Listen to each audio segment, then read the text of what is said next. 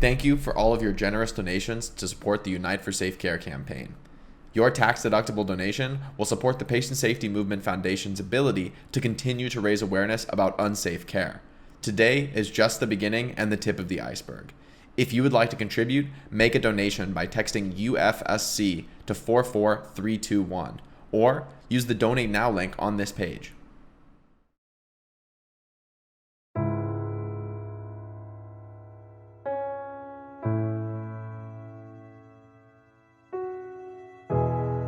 I was just wowed by his mind. He was a meditator and meditated several hours a day.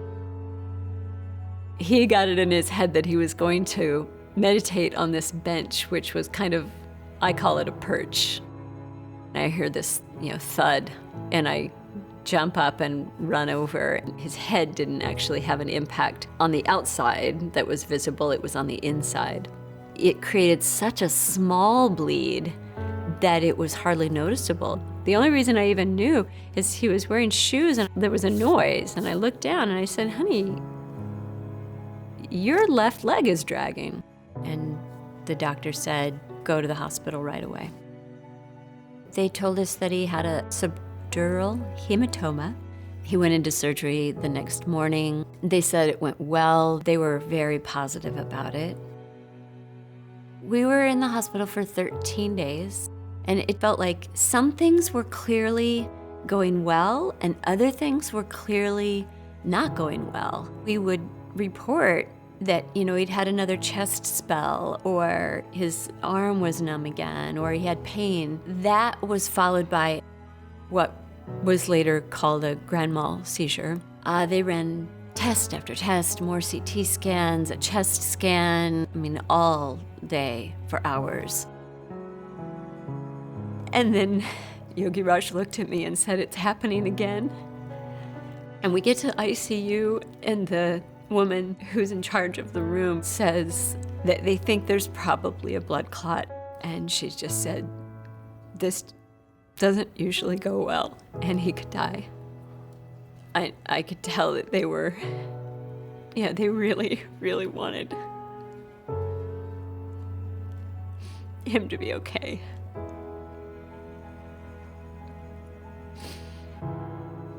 And he wasn't.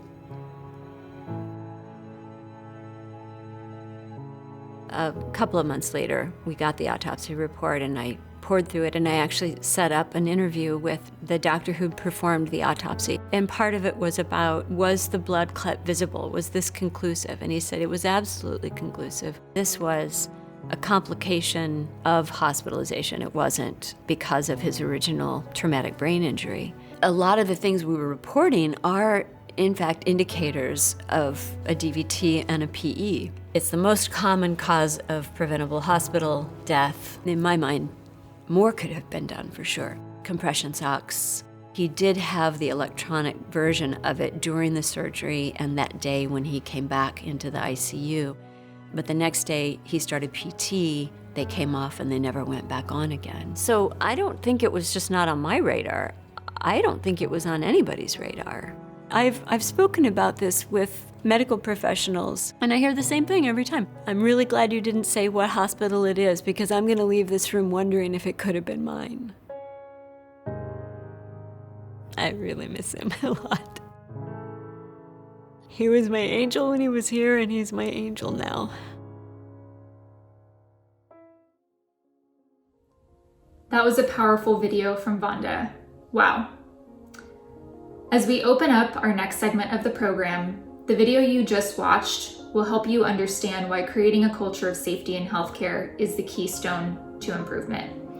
There are always people behind the why, and Yogiraj is why.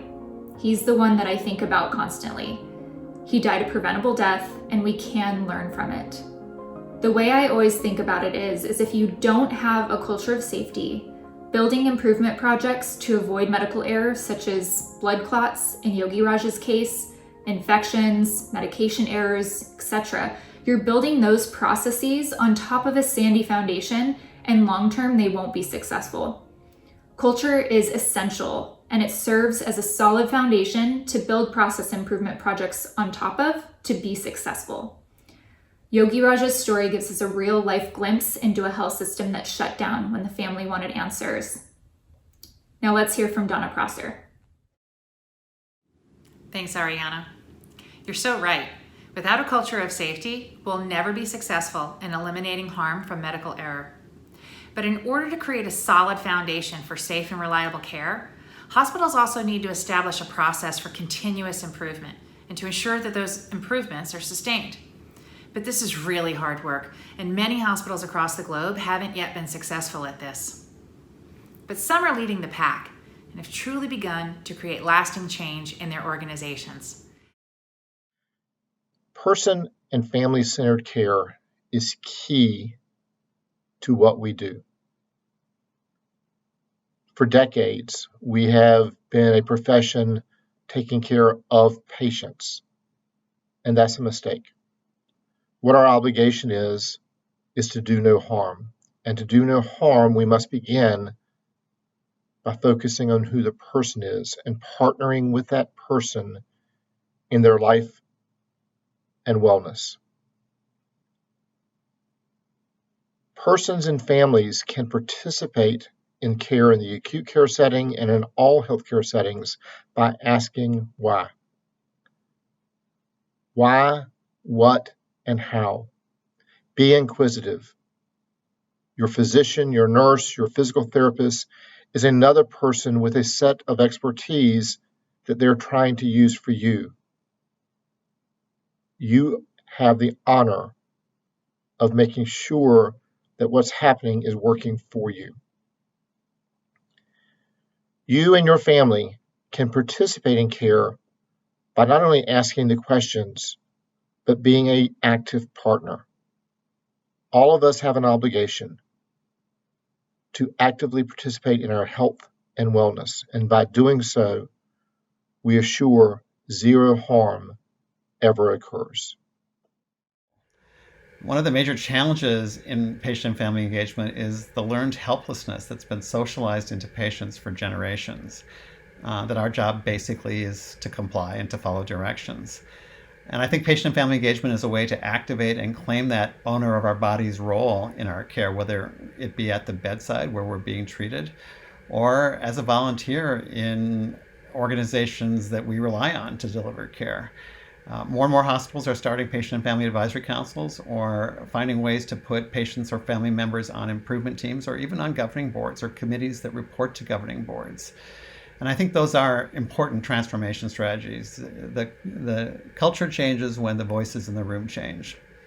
Another signal that this transformation is happening is the evolution in concept and language from patient-centered care increasingly to person-centered care or person and family-centered care. For me, that shift in language signals that systems are seeing with increased understanding that users of care are not fungible. We're not generic patients. We're not the ovarian cancer from Mound, Minnesota, which is how my mother's oncologist referred to her in my presence just before I fired that doctor. We're unique human beings with all the variation that comes with that uniqueness, and we need to be engaged as whole, unique persons, not seen as just our patient role. To unite for safe care to me means I can fulfill a promise that I made when my husband died in 2012. He went into surgery, into the hospital for one reason. That was successful, but he died from a hospital-associated venous thromboembolism, a blood clot in the lung, and it happens too often to too many people. And we know that there are dozens of ways in which people die in hospitals or under medical care conditions simply because safety is not prioritized as it needs to be. So to me, Uniting for Safe Care is just putting safety at the top of the list, just like we would if we were going out on an airplane or a boat. It means that the clinicians that cared for my husband and all the clinicians that are caring for people today, they get to go home knowing that they did their very best in a system that did its best to help them be safe in their medical care delivery. It means that patients and family members like myself come into those hospitals and healthcare institutions and clinics knowing that we have a role to play. And to the extent that we possibly can, we're asking questions, we're engaged. We are united with clinicians, and clinicians are united with us, and we are in systems that have prioritized safety through and through, from the planning of care to the delivery of care to the follow-up of care. And when we get that right across the globe, when we are prioritizing safety at the top of the list, and then all the other very important things, we will begin to see that the errors we notice are quickly learned from, disseminated broadly, and that we are in a constant learning cycle, and that we do not see the perpetuation of harm over and over again simply because we're not speaking up. To unite for safe care means to speak up. It means to say what we know so that we can begin to count these errors and these harms with each other, no matter what role we have to play in that medical delivery of care or that medical receiving of care. It means that we have one goal in mind, and that is to be safe while we are taking care of ourselves. So what can you do to make your care safer? Well, in my opinion, the most important thing you can do is to learn as much as you can. If you have the means to do it, research your symptoms before you go to the doctor. Figure out what you think you might have and what you're most worried about. This lets you ask informed questions and have an informed conversation with your doctor. You'll be surprised how much this can change the dynamic. Know the symptoms to watch out for in case something goes wrong, and how to contact your provider if it does. If you have a complex condition, keep an up-to-date copy of your medical record and take it with you to medical visits.